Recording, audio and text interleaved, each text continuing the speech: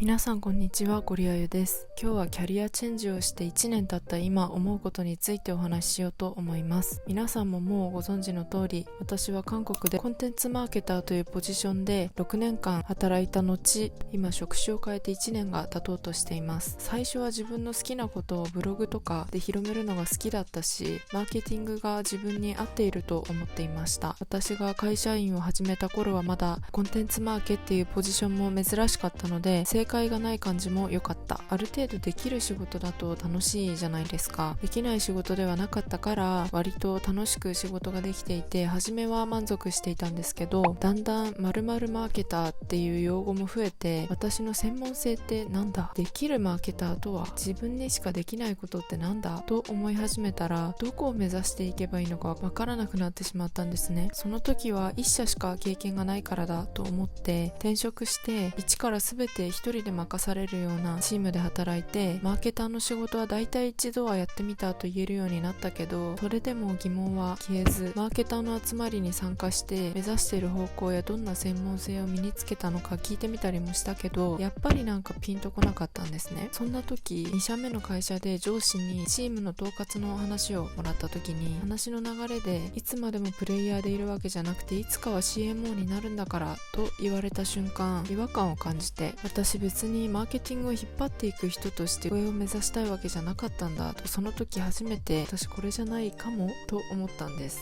コンテンツマーケターは簡単に言えば、コンテンツを企画して作りながらマーケティングの数字を良くしていく仕事。どうすればもっとしっくりくるんだろう、もっと好きな分野でやりたいのかも。私が楽しかったのは何かを作る段階だったのかも。マーケっていう仕事がどうとかいう話では一切なくて、私みたいにエセできる人じゃなくて、本当に好きでできる人は向上心を持ってできる面白い仕事だと思うんですけど、ただ単に私のマーケに対する興味、感じる楽しさが多分そこまでだったのであって、もっと没頭したいと思える、目標ができるようなそういう仕事とまだ出会ってないだけかも、出会ってみたいかもと思うようになりました。それで職種を変える決心をしたわけなんですが、結果なんかピンときてなかった私の感覚っていうのは合っていたんだと思います。今やってる仕事も企画だから同じように正解はないはずなんだけど、少なくとも私の中での上手下手っていう基準が分かってきたから、こんな風になりたいなと思えるし、頑張ろうってなる。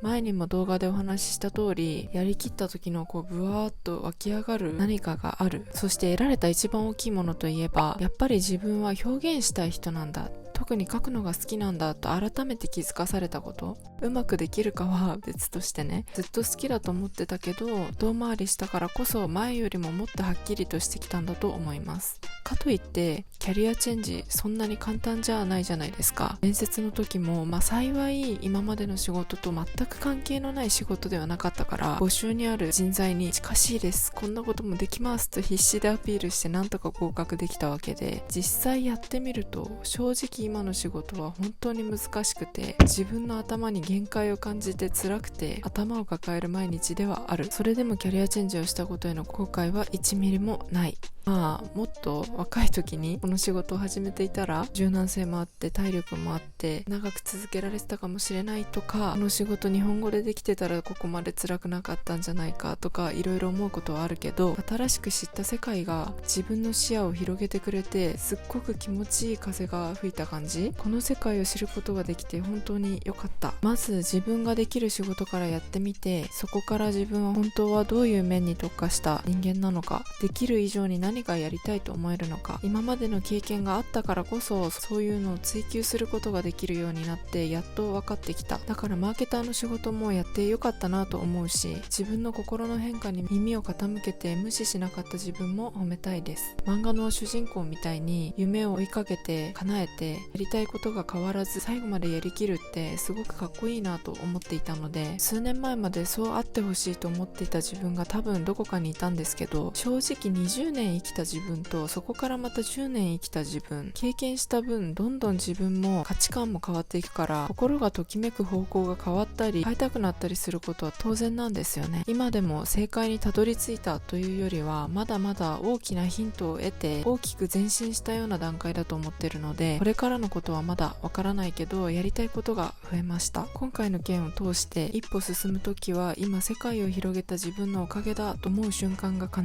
ず来るし、こうして前進していけばいつか本当に自分らしい姿で満足した生き方ができると確信することができました。もちろん今に満足してたらそれが一番なんですけど、満足できていなかった前の私みたいにもがいてる人、もがきたい人、自分の人生いくらでも好きな方向に行ってみたり、時にはブレたりしてもいいんだぞ、私は今勇気出してよかったよという今の私の話が誰かには参考になったりするんじゃないかなと思って今日はお話ししてみました。韓国は今中足の連休なので、私は今日本に来ていて久々の連休ゆっくり休んでいるところです。皆さんも今週もお疲れ様でした。週末ゆっくり休んで来週も一緒に頑張りましょう。ファイティ